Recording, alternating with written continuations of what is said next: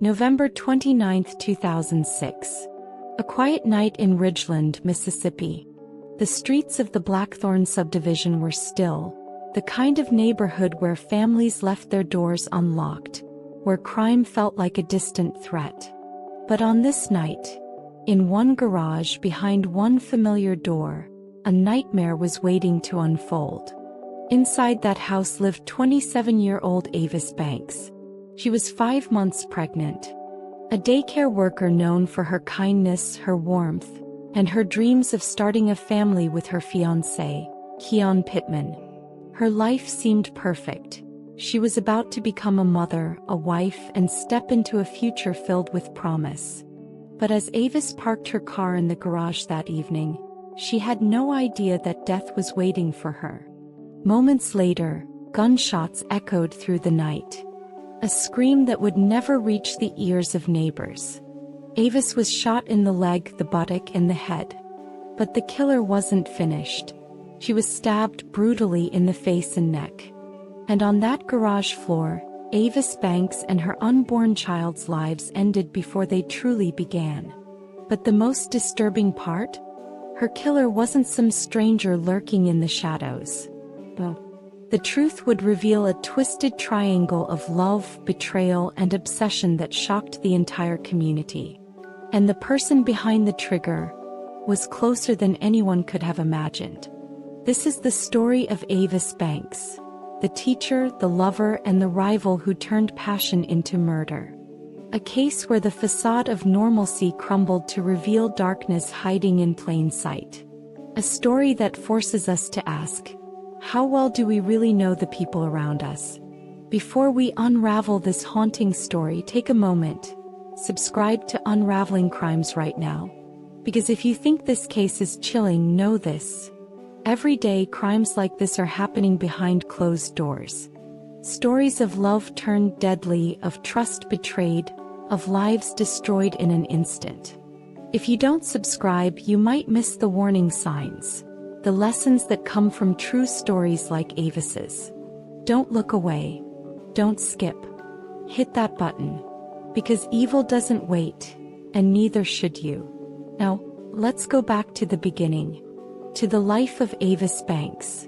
The woman who had everything to live for, and the secrets that led to her tragic end.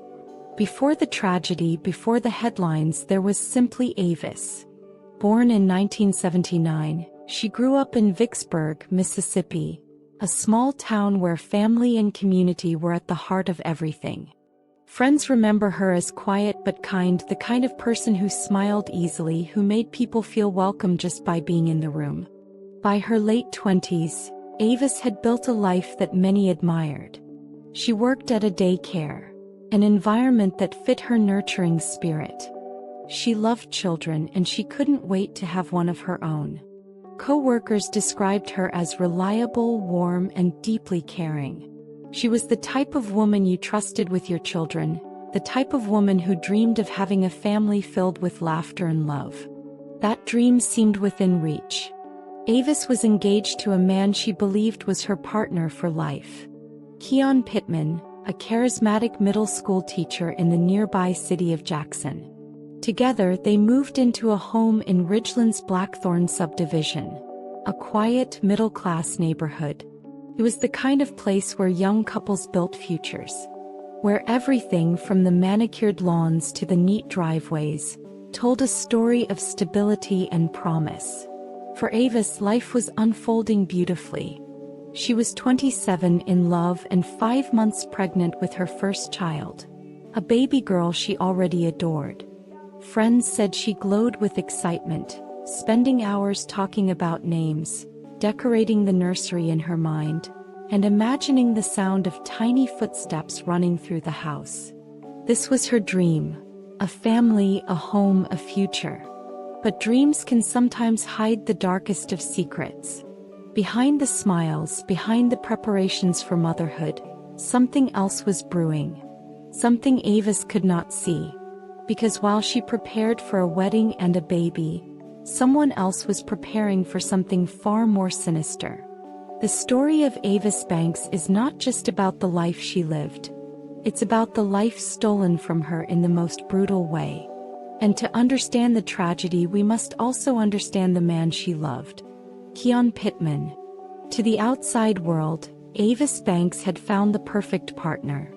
Keon Pittman was young, charismatic, and well-liked. He worked as a middle school teacher in Jackson, Mississippi, where he taught English and coached basketball. Students adored him. Parents respected him. Colleagues found him charming and outgoing. He was the kind of man who walked into a room and immediately drew attention. To Avis, Keon was her future husband.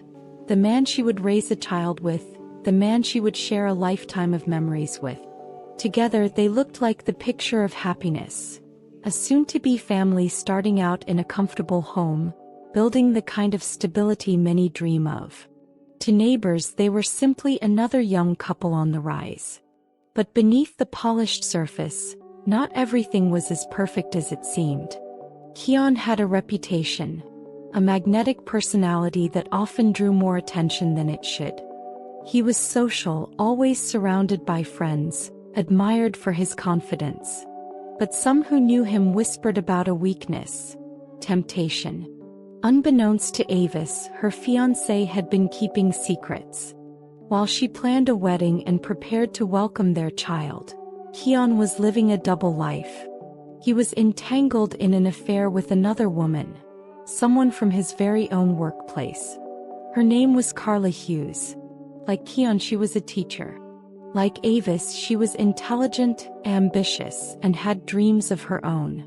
But unlike Avis, Carla was about to become a central figure in a deadly love triangle that would shatter lives. Keon juggled both women, feeding promises to each one, keeping up the illusion of control. To Avis, he was the devoted fiancé, building a life and family. To Carla, he was the man who whispered of a future together even while engaged to someone else.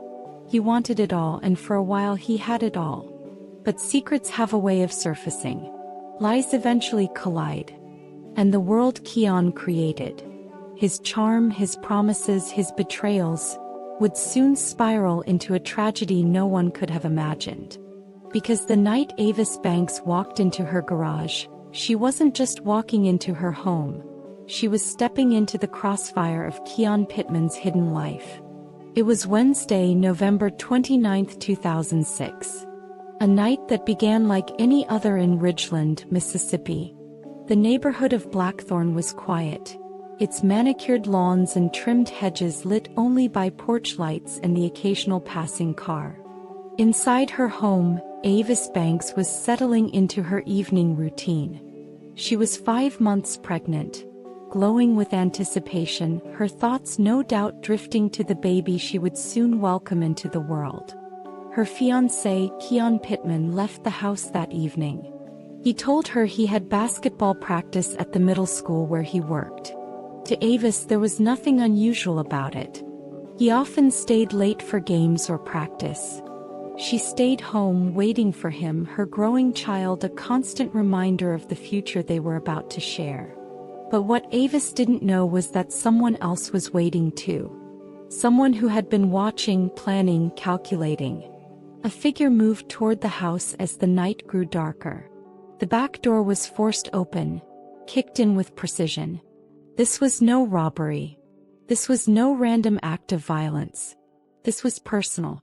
When Avis walked into the garage, she was ambushed. The sound of a gunshot pierced the night, followed by another, then another. She was hit in the leg, in the buttock, in the head. But the attacker wasn't finished. The brutality escalated. Avis was stabbed, deep, violent strikes to her face and her neck. The life she carried, the child she cherished, ended with her own. In that garage, surrounded by silence and shadows, Avis Banks's future was erased in moments. Later that night, Keon Pittman returned home. As he pulled into the driveway, nothing appeared unusual. But the moment he stepped into the garage, his world changed. There on the cold floor, he found Avis's lifeless body. Blood pooled around her, her injuries so severe that it was clear there was no saving her. In a panic, Keon dialed 911. His voice, frantic, desperate, filled the line. His fiancée had been murdered. Within minutes, the quiet neighborhood of Blackthorn was alive with flashing lights. Police cars, detectives, and medical examiners flooded the scene. The young woman who had everything to live for was now the victim of a brutal homicide, the first murder in Ridgeland that year. For a community unaccustomed to such violence, the shock was immediate, and the question was simple. Who could have wanted Avis Banks dead? The answer would unravel a story darker than anyone expected. Because this was not the work of a stranger. This was not a random attack. The killer knew Avis. The killer wanted Avis gone. And as investigators sifted through the evidence, the truth began to surface, piece by piece. The secrets of Avis's life were about to come spilling out, and the person at the center of it all was much closer than anyone realized. When police arrived at the Blackthorn home, the scene was chaotic but telling. Avis Banks lay dead in the garage, her body riddled with bullets and stab wounds. There were no signs of theft. Her purse was untouched, valuables left behind. Whoever had done this hadn't come to steal. They had come to kill. Detectives began with the most obvious question. Who would want Avis dead? And as in most murder cases, suspicion first turned to the person closest to her. Her fiancé, Keon Pittman. He was the one who found the body. He was the last to see her alive. And his behavior, though frantic, was immediately under scrutiny. Police pressed him for details. Where had he been that night? Could anyone confirm his alibi? Keon explained that he had been at basketball practice at the school. Witnesses confirmed his presence. Still, detectives couldn't ignore certain inconsistencies. His relationships, his social life, and whispers that Keon wasn't as faithful as he appeared. The deeper investigators dug, the more troubling the picture became. Keon, it turned out, was having an affair with another teacher at his school. Her name was Carla Hughes. Bright, ambitious, and outwardly respectable, Carla was seen by colleagues as a polished professional. But behind the closed doors of her classroom, she was more than just a colleague to Keon Pittman. He was his lover. At first, Carla seemed an unlikely suspect. A teacher. A young woman with no criminal past. But detectives weren't convinced. The brutality of the crime, the gunshots, the stabbing, pointed not to a stranger but to someone driven by passion, anger, obsession. And the affair gave Carla a motive: jealousy. The idea that Avis stood in the way of the future she wanted with Keon. As police followed the trail, evidence began to mount. A cousin of Carla's came forward, telling investigators that Carla had borrowed his .38 revolver days before the murder. After the killing, she returned it, emptied of bullets. That detail alone sent shockwaves through the case. Then came the digital trail. Cell phone records placed Carla Hughes near the Blackthorn subdivision on the very night Avis was murdered. She couldn't explain it. Her story shifted. Detectives grew more convinced. This wasn't coincidence. It was a calculated move. The final piece came from the crime scene itself. Shoe prints found near the door matched the style Carla Hughes wore. The signs of forced entry weren't random. They bore the signature of someone who knew exactly what they were doing. By December, suspicion had shifted completely. The picture was becoming clear. This was no burglary. No stranger in the night. This was a crime born of obsession, of a woman willing to kill to take another woman's place. And with each piece of evidence, one name rose to the top of the suspect list: Carla Hughes. Carla Hughes was not just any woman. She was a 27-year-old elementary school teacher, bright, ambitious, and well-liked in her community. On the surface, she seemed to embody everything respectable: educated, employed, charming, and nurturing with children. But beneath that polished exterior, Carla carried a dangerous secret. She had been entangled in a forbidden love affair with none other than Keon Pittman, Avis Banks' fiancé. At the time, Keon was Avis's devoted partner of 5 years. He lived with Avis in their cozy Ridgeland home, where they were preparing for marriage and the arrival of their first child. Yet while Avis decorated a nursery, Keon was sneaking around with Carla. Carla was mesmerized by Keon. He was charismatic, a popular coach at the middle school where they both worked, and he knew how to command attention. But more than that, he made Carla feel desired, special, like she was the one. But she wasn't. For Keon, Carla was just one of several women he had been involved with. To him, the relationship was casual, perhaps even careless. But for Carla, it was something deeper, something obsessive. She began to see Avis not as an innocent pregnant woman preparing for her future, but as a rival who stood in the way of the life she wanted with Keon. And here is where the story takes its darkest turn.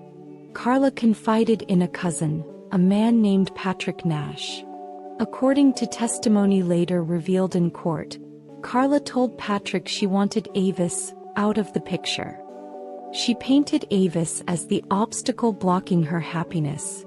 Patrick would later recall conversations where Carla allegedly expressed chilling thoughts about making sure Avis was gone for good. It was no longer just jealousy. It was plotting. And on November 29, 2006, when Avis Banks returned home from work, someone was waiting for her in that garage. The evidence would later point straight to Carla Hughes. Authorities discovered that the murder weapon, a .38 caliber handgun, was linked to Carla's cousin Patrick. The connection was undeniable.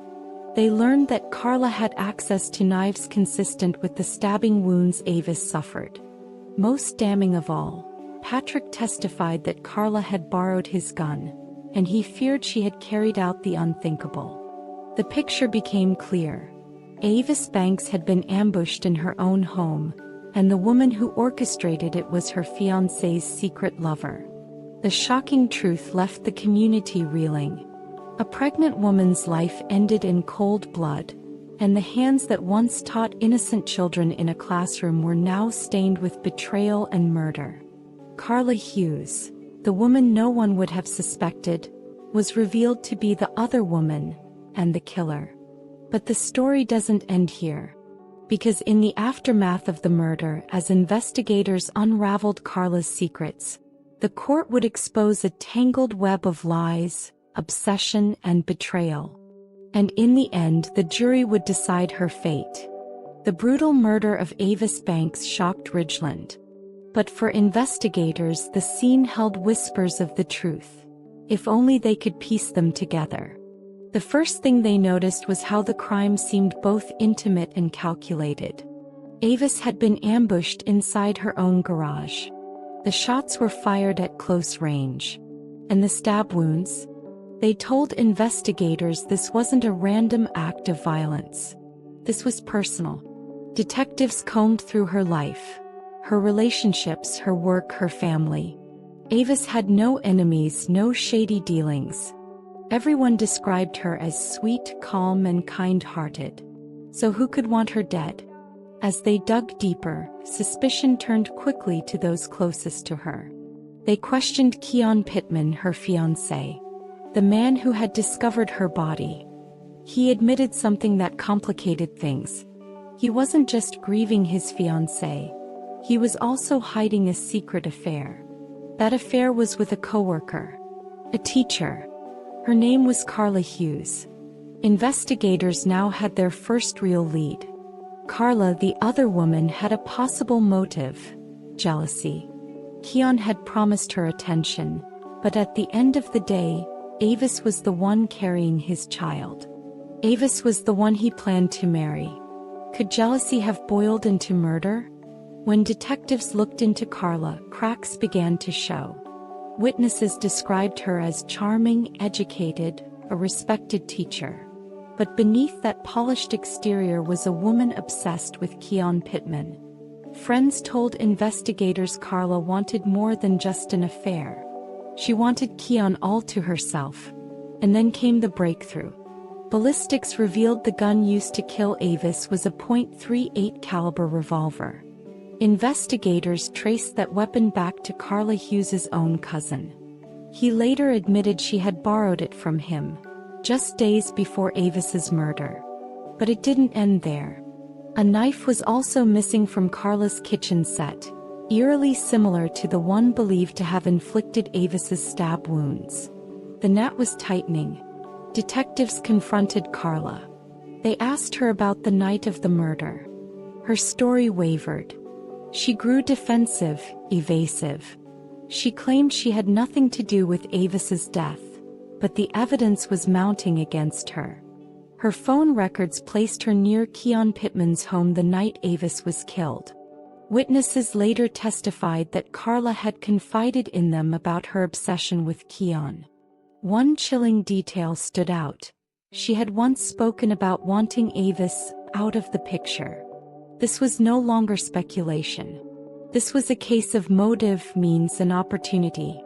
On December 8, 2006, just 2 weeks after Avis's death, police arrested Carla Hughes. The beloved teacher, the woman who stood before classrooms of children, was now accused of one of the most cold-blooded crimes Mississippi had ever seen: the murder of Avis Banks and her unborn child. Carla Hughes was led away in handcuffs. Her life as a respected educator was over. Now she was the prime suspect in a brutal love triangle that ended in bloodshed. But even with Carla behind bars, questions remained. Did she act alone? Was Keon involved? Could a teacher, a woman once trusted to shape young minds, truly have carried out such a savage crime by herself?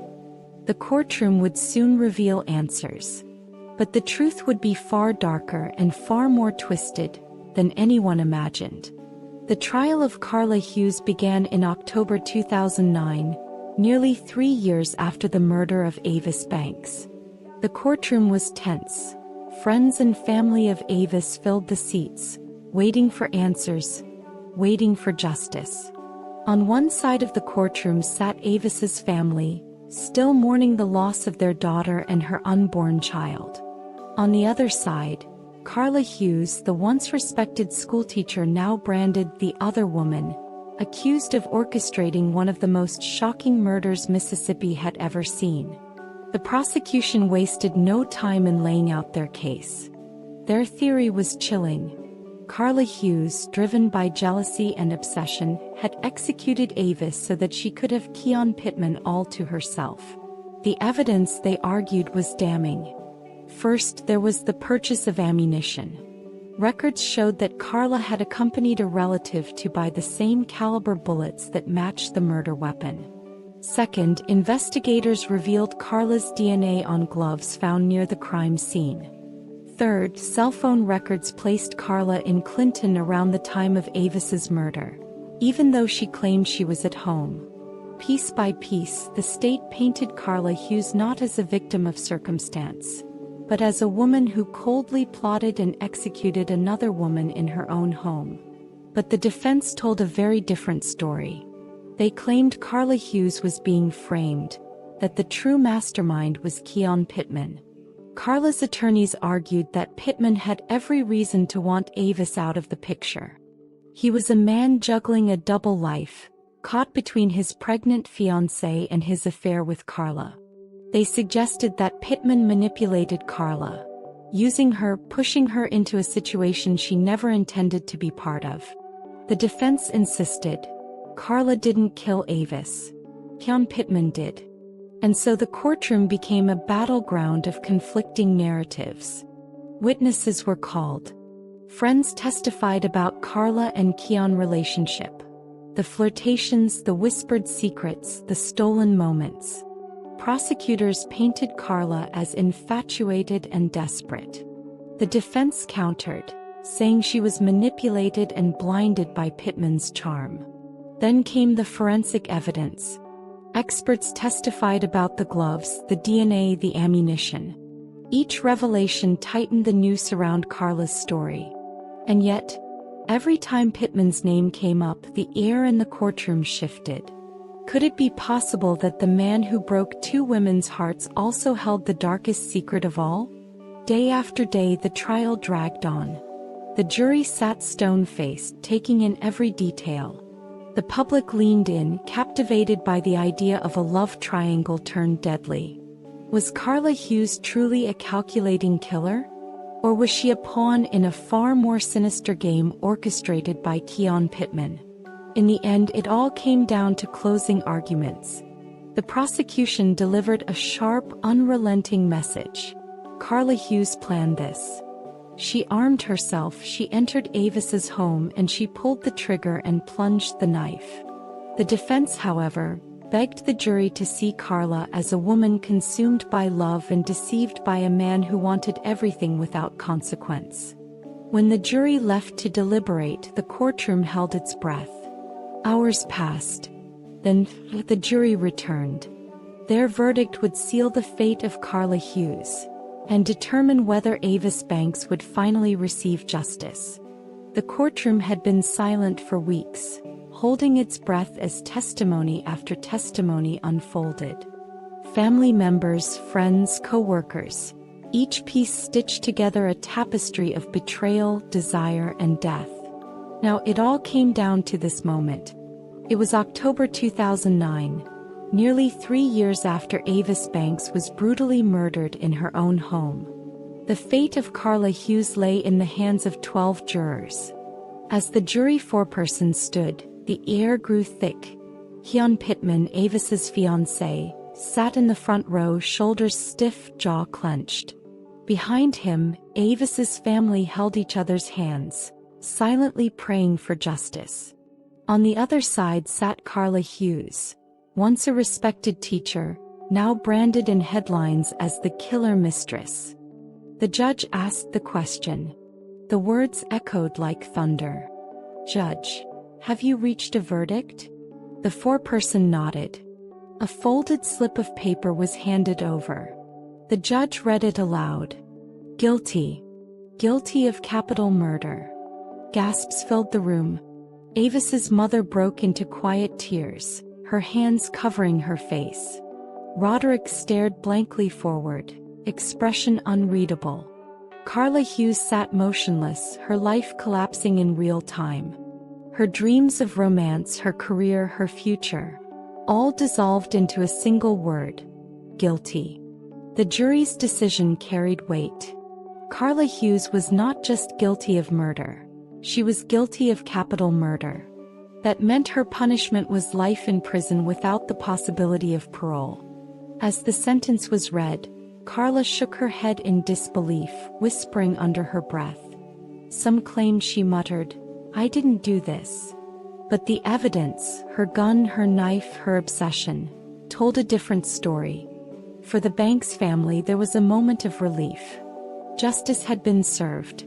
But no verdict could bring Avis back. No sentence could erase the image of her lifeless body, her unborn child silenced before ever taking a breath. And what about Keon Pittman, the man at the center of it all? He had been cleared of involvement in Avis's murder, but his reputation was forever scarred. His affair with Carla Hughes became public knowledge, his betrayal etched into every headline. He was never charged with a crime, but the court of public opinion judged him harshly. Some saw him as selfish, a man who wanted it all and lost everything. Others believed he bore the guilt of setting events into motion, pulling the strings that led two women into tragedy. For Pittman, freedom came with a heavy shadow. He would carry the burden of what happened for the rest of his life. Carla Hughes was taken from the courtroom in shackles, escorted to a Mississippi prison where she would spend the remainder of her days. Once a beloved teacher, she now lived as inmate, her world reduced to concrete walls and metal bars. Her students, children who once looked up to her, were left stunned, their young minds struggling to understand how their kind teacher had been capable of such violence. Her family too was left broken, torn between love and disbelief. Carla never confessed. To this day, she maintains her innocence. And then there was Avis. Avis Banks should have been a mother. She should have been alive to raise her baby, to laugh with her family, to build the future she had dreamed of. Instead, her name was etched into a tragic chapter of true crime history. Every year, her family remembers her not as a victim, but as a light extinguished too soon. A daughter, sister, a woman whose only mistake was trusting the wrong person and loving too deeply. In the end, the murder of Avis Banks wasn't just about jealousy. It wasn't just about betrayal. It was about how love, when twisted into obsession, can destroy everything in its path. A teacher, a fiancée, a young mother-to-be, and an unborn child, all bound together in one of Mississippi's most haunting crimes. And as you think about this story, remember, sometimes the people we let into our lives are the ones who hold the darkest secrets. Before you click away, ask yourself, how many other stories like this go untold? How many other Avis Banks are out there? Subscribe to Unraveling Crimes now so you never miss the truth behind the lies. Don't just watch from the shadows. Stay informed. Stay prepared.